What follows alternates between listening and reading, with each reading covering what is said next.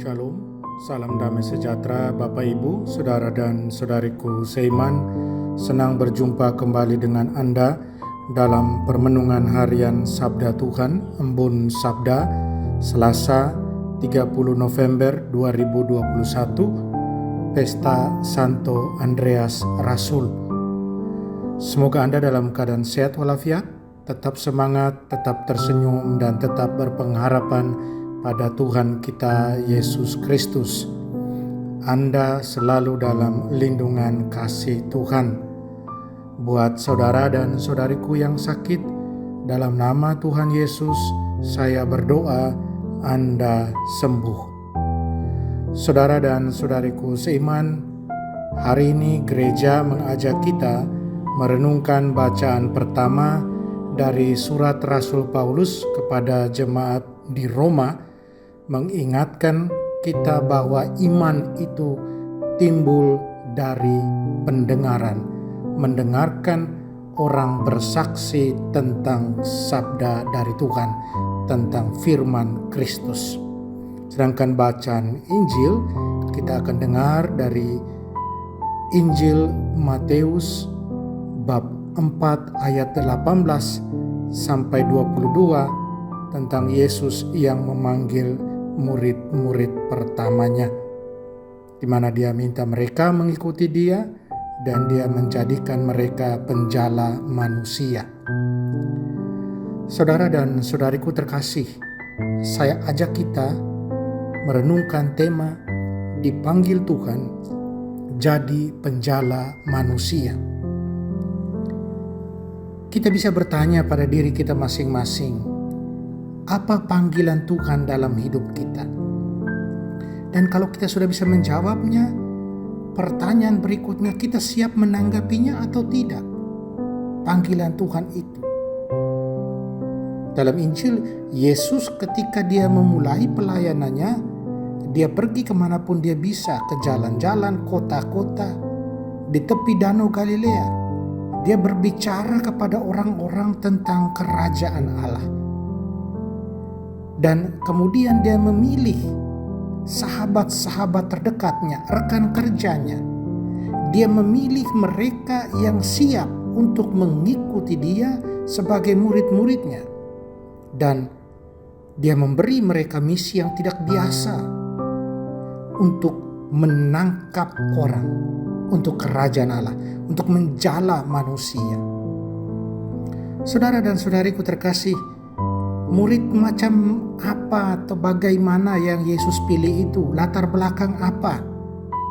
Kita dengar dalam Injil, latar belakang para murid pertamanya adalah para nelayan. Ya, para nelayan yang sederhana, yang biasa-biasa saja, tidak berpendidikan. Dalam pemilihan para rasul pertama, kita akan melihat dengan sangat jelas ciri khas pekerjaan Yesus dengan melihat bagaimana ia memilih orang-orang untuk menjadi murid-muridnya. Ia memilih orang-orang yang sangat biasa, non-profesional, tidak memiliki kekayaan atau posisi kekuasaan, tidak memiliki ketenaran sosial, status sosial dalam masyarakat tidak punya. Mereka dipilih dari orang-orang biasa yang melakukan hal-hal biasa. Orang-orang biasa yang tidak memiliki pendidikan khusus. Yesus menginginkan orang-orang yang biasa ini adalah mereka yang dapat mengambil tugas kemuridan dan melakukannya dengan sangat baik. Dia memilih orang-orang ini bukan karena siapa mereka, tetapi untuk menjadi apa mereka nantinya, di bawah arahannya, di bawah tuntunannya, di bawah kuasa Roh Kudus. Ketika Yesus memanggil kita masing-masing, saudara dan saudariku, untuk menjadi muridnya, kita tidak boleh berpikir bahwa kita tidak memiliki apa-apa untuk ditawarkan pada Kristus agar dipakai dalam karya pewartaan, dalam karya kesaksian. Tuhan mengambil apa yang dapat ditawarkan oleh orang biasa seperti kita dan menggunakannya untuk kebesaran dan kemuliaan buat kerajaannya. Pertanyaannya, Apakah kita percaya bahwa Tuhan ingin dan mau bekerja di dalam dan melalui kita untuk kemuliaan-Nya? Saudaraku, Yesus memanggil kita masing-masing untuk membawa sukacita Injil kepada orang-orang di sekitar kita. Itu kita harus pegang sebagai murid-murid Kristus. Yesus menyampaikan pesan yang sama kepada kita hari ini. Kita akan menangkap orang untuk kerajaan Allah. Bagaimana itu bisa terjadi? Jika kita membiarkan terang Kristus bersinar melalui kita. Allah ingin orang lain melihat terang Kristus dalam diri kita, di dalam cara kita berbicara, dalam cara kita hidup, dalam cara kita memberi kesaksian tentang sukacita Injil. Dalam suratnya yang kedua kepada umat di Korintus, Rasul Paulus katakan demikian. Tetapi syukur kepada Allah yang di dalam Kristus Yesus selalu memimpin kita dalam kemenangan dan melalui kita menyebarkan keharuman pengetahuan tentang Dia di mana-mana. Karena kita adalah aroma Kristus bagi Allah di antara mereka yang diselamatkan dan di antara mereka yang akan binasa. Apakah kita menunjukkan kepada orang lain di sekitar kita sukacita Injil?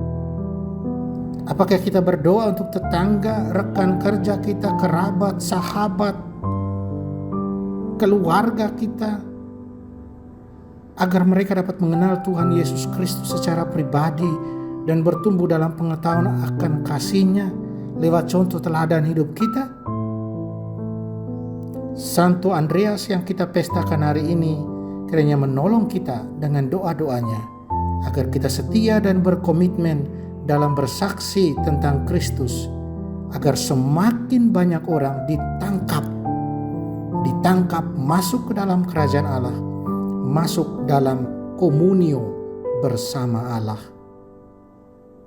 Amin. Semoga. Mari kita mohon kekuatan dari Tuhan, kita berdoa.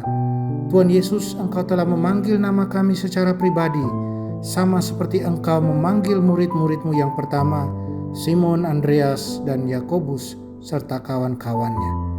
Penuhi kami dengan sukacita Injil-Mu dan bantulah kami untuk menjadi saksi yang baik dan setia dari kerajaan-Mu. Biarkanlah kami bersaksi dengan kasih dan cinta. Amin. Mari kita mohon berkat Tuhan, Tuhan sertamu dan sertamu juga. Kita sekalian, semua orang yang kita sayangi dan kasih, segala usaha dan kerja kita, dilindungi, dibimbing, dan diberkati Allah yang Maha Kuasa, Bapa dan Putra dan Roh Kudus. Amin.